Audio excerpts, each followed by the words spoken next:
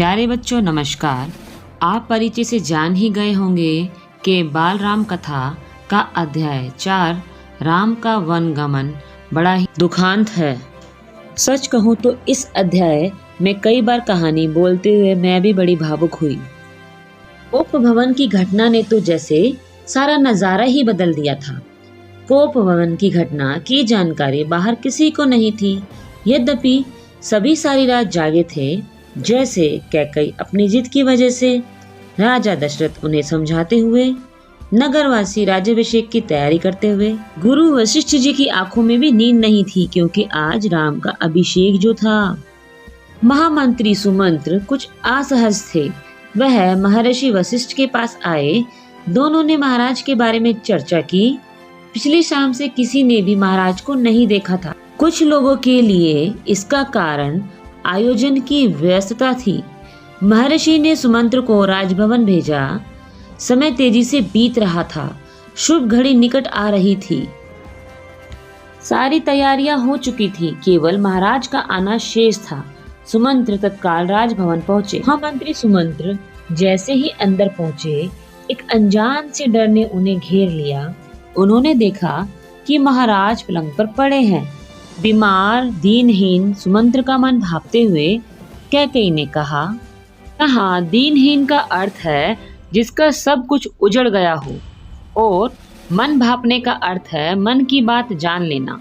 कैकेयी ने कहा, चिंता की कोई बात नहीं है मंत्रीवर, महाराज श्री राम जी से बात करना चाहते हैं।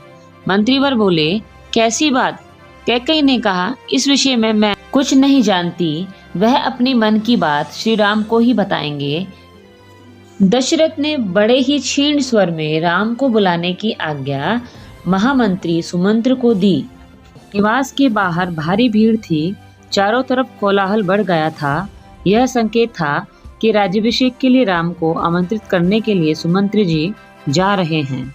महामंत्री सुमंत्र राम के पास पहुंचे और कहा, राजकुमार, महाराज ने आपको बुलाया है, आप मेरे साथ ही चले। महल में पहुंचकर राम ने पिता को प्रणाम किया, फिर माता कैकेयी को। राम को देखते ही राजा दशरथ बेसुध हो गए और उनके मुंह से एक हल्की सी आवाज निकली, राम। उन्हें होश आया, तब भी वे कुछ बोल ना सके। वह क्षुब्ध रहे और परेशान। महल में थोड़ी देर चुप्पी रही। असहज सन्नाटा, कोई कुछ नहीं बोला। राम ने पिता से पूछा, क्या मुझसे कोई अपराध हुआ है? कोई कुछ तो बोलो।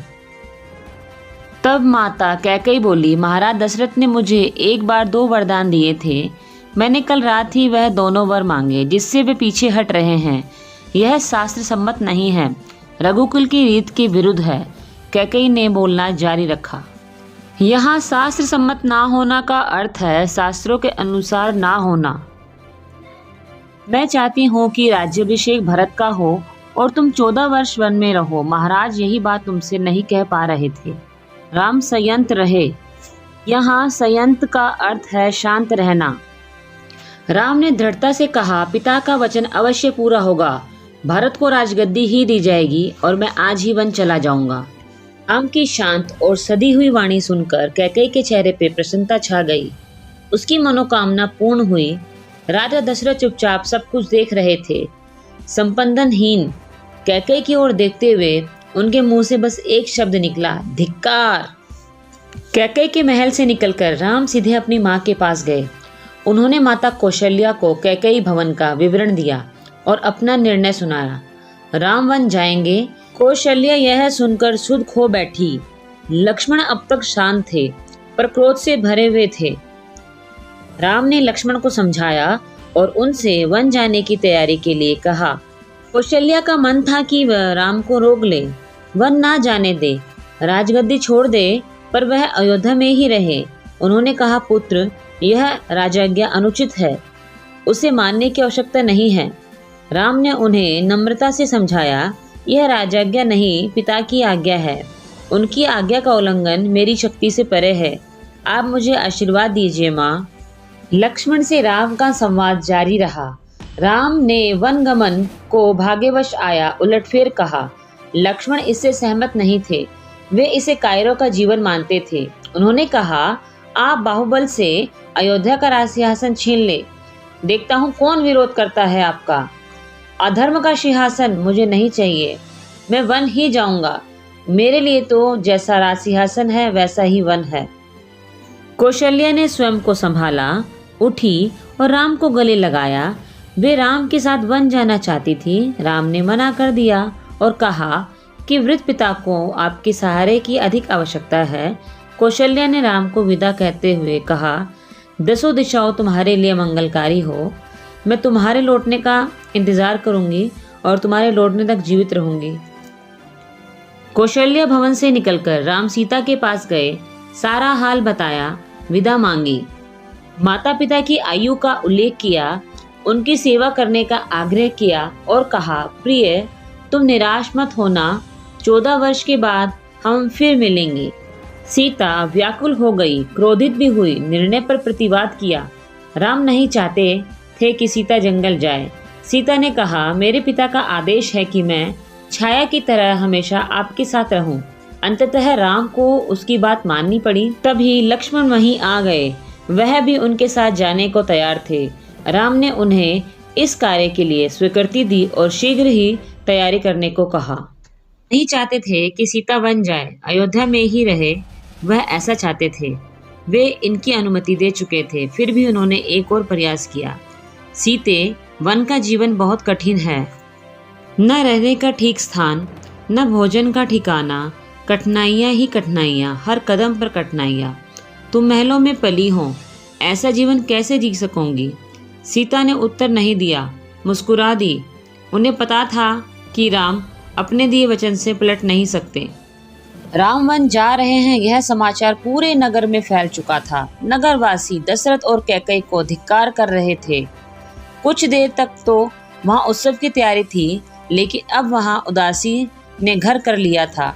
सड़कें गीली थी, लोगों के आंसुओं से सबकी इच्छा थी कि राम व सीता वन ना जाए। वे उन्हें रोकना चाहते थे पर बेबस थे। राम, सीता और लक्ष्मण जंगल जाने से पहले पिता का आशीर्वाद लेने गए। महाराज दशरथ दर्द से कराह रहे थे। तीनों रानियां वहीं थी, मंत्री आसपास थे। मंत्रीगण रानी कैकेयी को अब भी समझा रहे थे। ज्ञान, दर्शन, रीति, नीति, परंपरा सबका हवाला दिया, परंतु कैकेयी अड़ी रही। राम ने कक्ष में प्रवेश लिया तो दशरथ में जीवन का संचार हुआ। वे उठकर बैठ गए। उन्होंने कहा, पुत्र, मेरी मति मारी गई है। मैं वचनबद्ध हूँ। ऐसा निर्णय करने के लिए मैं विवश हूँ, पर तुम्हारे ऊपर कोई बंधन नहीं है। मुझे बंदी बना लो और राज संभालो। यह राज सिंहासन तुम्हारा है, केवल तुम्हारा। पिता के वचनों ने राम को झकझोर दिया। वे दुखी हो गए, पर उन्होंने नीति का साथ नहीं छोड़ा। आंतरिक पीड़ा आपको ऐसा कहने पर विवश कर रही है। मुझे राज्य का लोभ नहीं है, मैं ऐसा नहीं कर सकता। आप हमें आशीर्वाद देकर विदा करें। विदाई का दुख सहन करना कठिन है, इसे और न बढ़ाएं पिताश्री। इसी बीच रानी कैकेयी ने राम, लक्ष्मण और सीता को वक्कल वस्त्र दिए। वक्कल वस्त्र का अर्थ है सन्यासियों वाले कपड़े। राम ने राजसी वस्त्र उतार दिए व तपस्वियों वाले वस्त्र पहन लिए। सीता को तपस्विनी के वेश में देखना बहुत अधिक दुखदायी था। महर्षि वशिष्ठ अब शांत थे, परंतु वह अब और शांत ना रहे। उन्हें क्रोध आ गया। उन्होंने कहा, सीता वन जाएगी तो सब अयोध्यावासी उसके साथ जाएंगे। भरत सुनी अयोध्या पर राज करेंगे। यहाँ कोई नहीं होगा, पशु पक्षी कोई भी नहीं। राम ने एक बार फिर सबसे अनुमति मांगी। आगे आगे राम, पीछे पीछे सीता और उनके पीछे लक्ष्मण महल के ठीक बाहर मंत्री सुमंत्र रथ लेकर खड़े थे। रथ पर चढ़कर राम ने कहा, महामंत्री रथ तेज चलाए। नगरवासी रथ के पीछे पीछे दौड़े। राजा दशरथ और माता कौशल्या भी पीछे पीछे गए। सब रो रहे थे। सबकी आंखों में आंसू थे। पुरुष, महिलाएं, बूढ़े, जवान, बच्चे मीलों तक नंगे पांव दौड़ते रहे। राम यह दृश्य देखकर विचलित हो गए, भावुक भी। उनसे यह देखा नहीं जा रहा था। उन्होंने सुमंत्र से रथ और तेज चलाने के लिए कहा, ताकि लोग हार जाएं, थक कर पीछे छूट जाएं, घर लौट जाएं। तमसा नदी के तट पर पहुंचते पहुंचते शाम हो गई। वनवासियों ने रात वहीं बिताई। अगली सुबह वह दक्षिण की ओर निकले। हरे भरे खेतों के बीच से गोमती नदी पार कर राम और सीता लक्ष्मण सई नदी के तट पर पहुंचे। महाराज दशरथ के राज्य की सीमा वहीं समाप्त होती थी। राम ने मुड़कर अपनी जन्मभूमि को देखा, उसे प्रणाम किया और कहा, हे जननी, अब 14 वर्ष बाद ही तुम्हारे दर्शन कर सकूंगा। शाम होते होते वे गंगा किनारे पहुंच गए। श्रृंगेश्वर गांव में निषाद राज गुह ने उनका स्वागत किया। राम ने रात वहीं विश्राम कर गुजारी।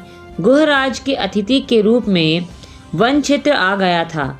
नदी के उस पार अगली सुबह राम ने महामंत्री को कहा कि तुम वापस जाओ। दोनों राजकुमारों और सीता ने नाव से नदी पार की। सुमंत्र तट पर खड़े रहे वनवासियों के उस पार उतरने तक। उसके बाद वे अयोध्या लौट आए। महामंत्री सुमंत्र का रथ खाली अयोध्या पहुंचा तो लोगों ने उसे घेर लिया। सुमंत्र बिना कुछ बोले सीधे राजभवन गए। राजा दशरथ कौशल्या भवन में थे। वह बहुत बेचैन थे, सुमंत्र की प्रतीक्षा कर रहे थे। उन्होंने कहा, महामंत्री, राम कैसा है? सीता कैसी है? लक्ष्मण का क्या समाचार है? वे क्या कह रहे थे? महामंत्री सुमंत्र की आंखों में आंसू थे। उन्होंने एक एक कर महाराज के सभी प्रश्नों का उत्तर दिया। सुमंत्र को पता था कि दशरथ को इन उत्तरों से संतोष नहीं होगा। महाराज की बेचैनी बनी रही। राम के वन गमन के 6ठे दिन दशरथ ने प्राण त्याग दिए। राम का वियोग उनसे सहा नहीं गया। यदि कैकेयी मंथरा की बात में न आती और उन 2 वरदानों को नहीं मांगती तो आज हर जगह खुशहाली होती, हर जगह मंगल गीत होते, चारों तरफ महल में शहनाइयां होती और राजा दशरथ भी अपनी प्रजा के बीच जीवित होते। दूसरे दिन महर्षि वशिष्ठ ने मंत्री परिषद से चर्चा की। सबकी राय थी कि राजगद्दी खाली नहीं रहनी चाहिए। तय हुआ कि भरत को तत्काल अयोध्या बुलाया जाए। घुड़सवार दूत रवाना किए गए इस निर्देश के साथ कि दूत को अयोध्या में हुई घटनाओं के संबंध में मौन रहना है और केवल भरत को संदेश देना है कि वह अयोध्या आए। प्यारे मित्रों, विद्यार्थियों, उम्मीद करती हूँ बाल राम कथा का अध्याय 4 राम का वनगमन आपको पसंद आया होगा। इसके आधार पर कई प्रकार के प्रश्न परीक्षा में पूछे जा सकते हैं, अतः आप इन सभी अध्याय को ध्यान से देखिए। हमारा सदैव प्रयास रहेगा कि हम आपको वीडियो के माध्यम से बाल राम कथा के सभी अध्याय बारीकी से समझा सके, ताकि आप परीक्षा में आए प्रश्नों का अर्थ समझकर उनका उत्तर दे सके। धन्यवाद। लाइक करें, जानकारी को साझा करें और सब्सक्राइब भी करें। धन्यवाद। Bye bye.